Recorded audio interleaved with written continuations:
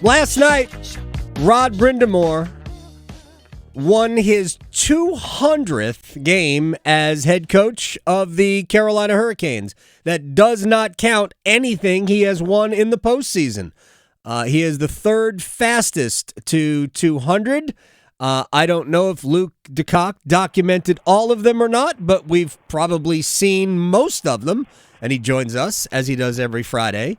Thoughts on Rod, the all-star head coach? Luke, how are you? I'm good. I'm probably better than Rod, who I can't imagine is all that happy about having to spend a weekend at the All-Star game that he could be off watching his kid play or whatever. But I loved asking him about that yesterday in our pregame chat because it doesn't bother him. Like I think it would be better if he could take Tim Gleason and Jeff Daniels with him. Yeah, I mean it's an honor, but by the same token, obviously. It's a bit of a dubious honor and an obligation. That said, it's better than not being invited. And we were making the same joke at the doubles game. Like, who's going to tell him that he's losing that weekend? He'd already planned to go watch Quinnipiac play. But 200 is a nice milestone. It's a round number. Does it really mean anything? Probably not. Nope. But in the end, I think it's reinforcement that what we've known here for 5 years now is that he's changed the culture.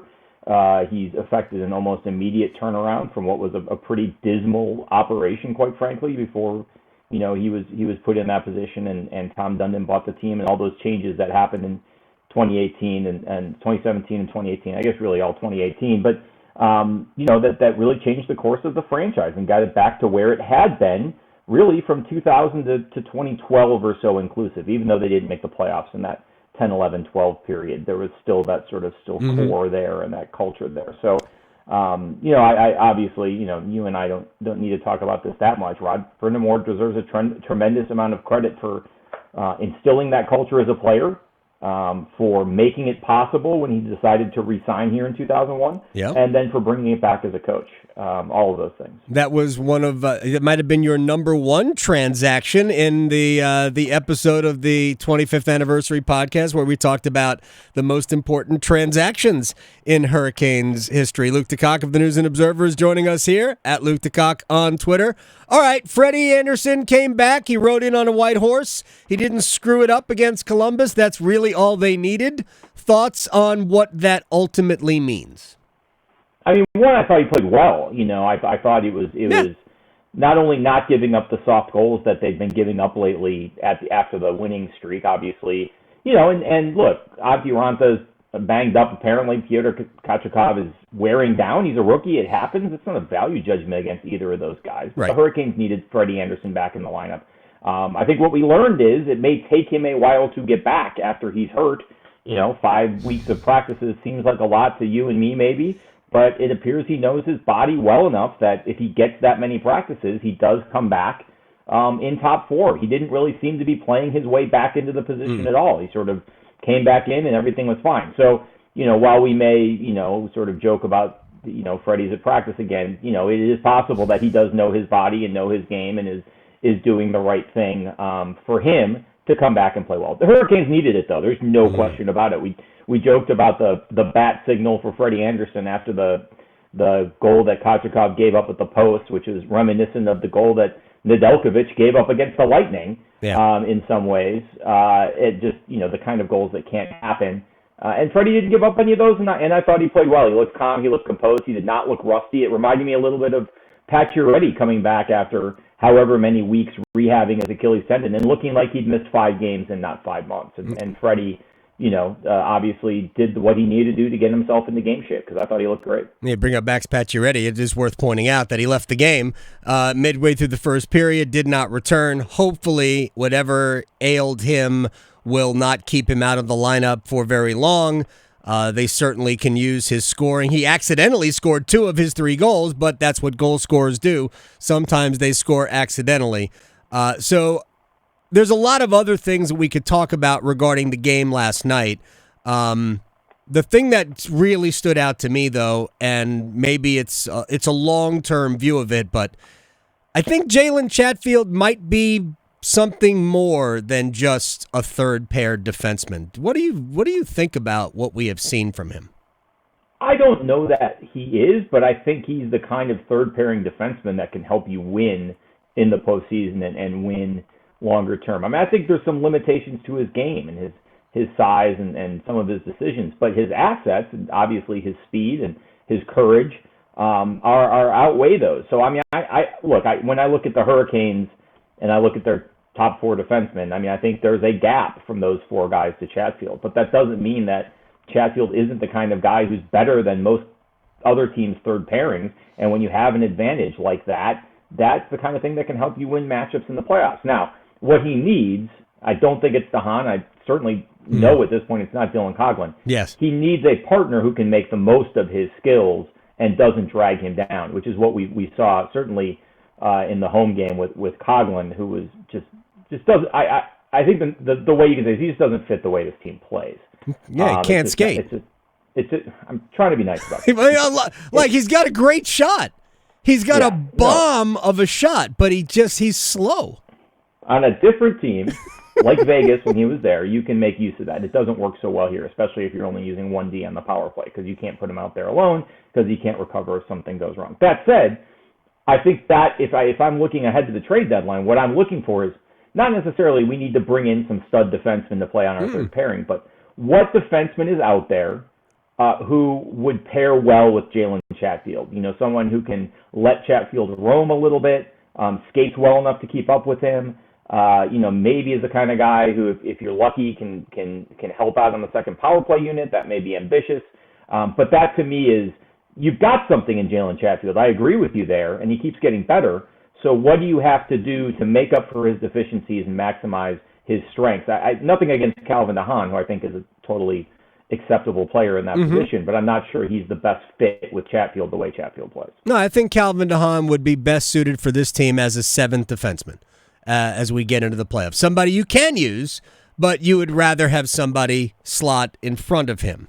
All right, let me move this to developments in the Big Ten. Kevin Warren spent all of 3 years there. He embarrassed himself first, but with the debacle during COVID of thinking that he was going to lead the world, and then the world went, you can go do whatever you want, we're doing this. And then he had to basically put his tail between his legs and go back to Big Ten commissioners and say, well, these guys are going to play.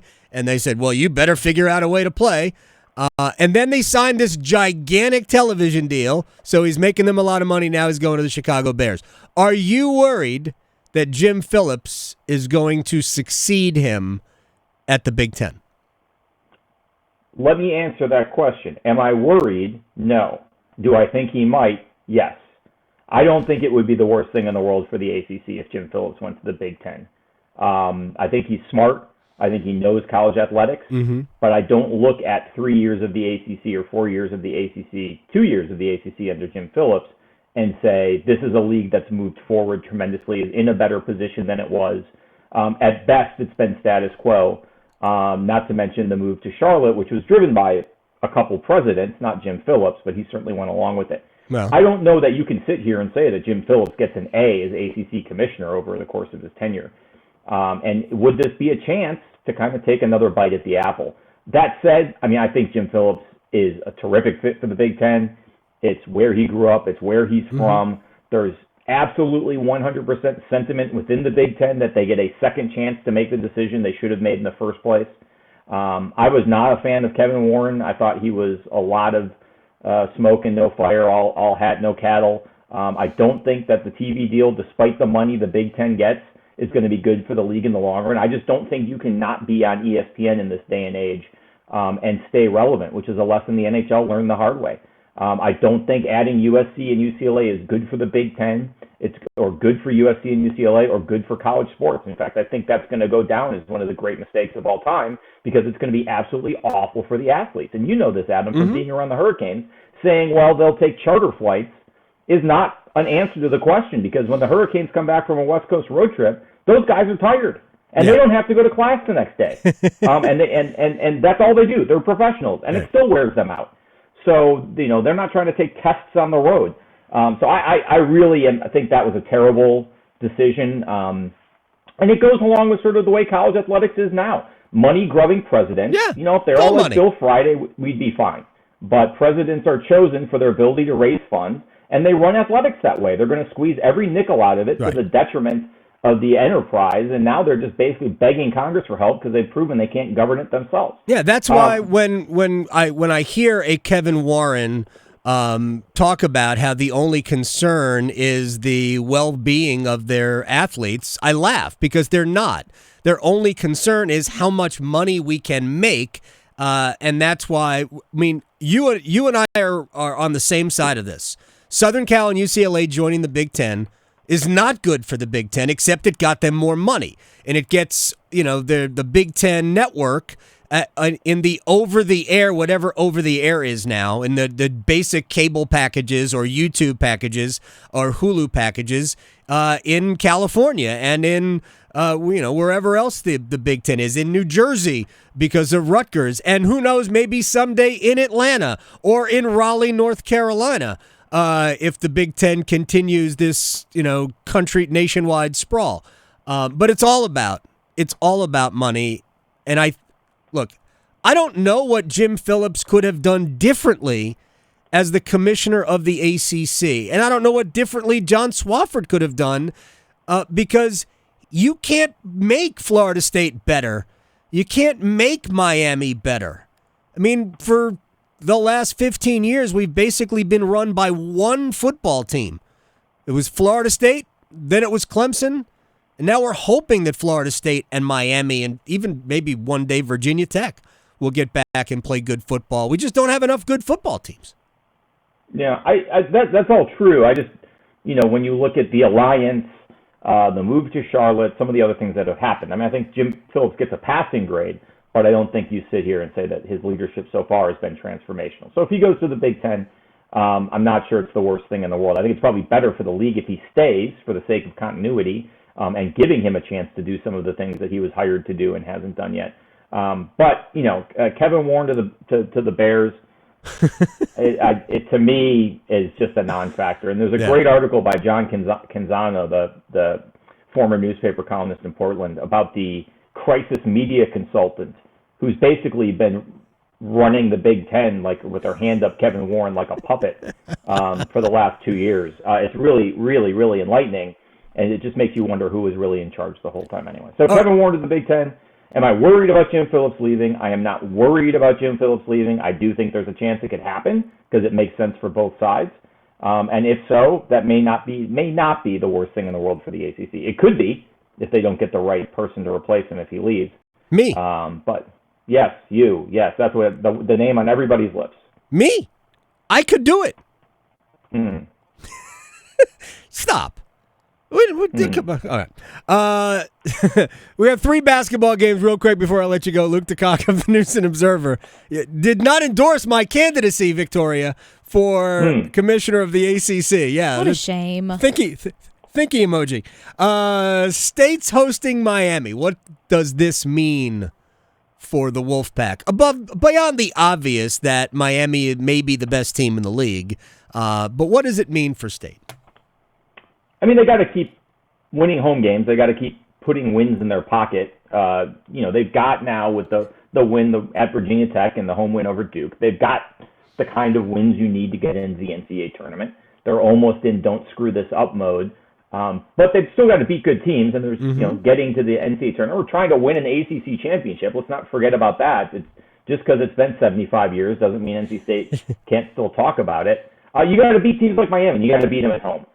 So I think it's a good measuring stick game for the Wolfpack. What I don't think it is, which some of these games were earlier this year, is a catastrophe if they lose. Right. They can lose this game and be okay, which is a change from where they were maybe 2 weeks ago. But these are winnable games. Miami, for all of its talent and all of that, is not a terrible matchup for NC State. And NC State's guards have proven if they get hot, they can beat anybody. So this is a game that you'd like to win. Take advantage of the opportunity because, quite frankly, the second half of NC State's schedule does not present many opportunities for good wins. This is a chance you want to take it, bank it, and give yourself a position where if you do lose a bad game later in the year, it's not going to kill you. I look at this as like the Virginia Tech game, the Hokies are struggling, but it's still a tough place to play. Coming off the win over Duke, where it would have been easy to just have a letdown, they didn't. And I kind of look at this the same way. Good teams start playing to a standard where you get the same thing out of them just about every time. That's what I'm looking for from the Wolfpack, to start playing like we know what we're going to get. You might not always win that game. Maybe the other team just balls out, but I want to see that from the Wolfpack. I think we've seen that 2 games in a row. I'd like to see it a third. What are you looking for from Duke at Clemson? We don't have to talk about Carolina at Louisville. It's just other than you can't lose that game. Can't lose it. But oh man, that would be amazing. No, I mean I really think I hesitate to say turn the corner and all that stuff, but I think there's a chance that Duke did turn a corner against Pittsburgh because of the way that game played out. Down 12 at home in the second half. Everyone denied it, but the building was out of that game at that point. And Duke fought back and did it without Jeremy Roach. Tyrese Proctor was good, but in foul trouble, so it was limiting him. Kyle Filipowski was great. That's a really tough matchup for Pitt. He's not going to get that much space against other teams, but he took advantage of it, which is what you have to do. And Derek Lively showed some things that we haven't seen from him this year. He made a critical defensive play on the perimeter, getting switched onto a guard and then forcing a steal and a run out. And he actually scored on a post move for, I believe, the first time this year. We hadn't seen that from him. He had been a defense-only player in the post, putbacks and all of that. So, that little bit of confidence from a very talented player who hasn't really been able to manifest that yet at the college level is a big deal. So if all of those things, plus sort of the heart of being down 12, coming off the Duke game, coming off the near debacle at BC, and finding a way to rally, all of that kind of goes together into, did Duke learn something?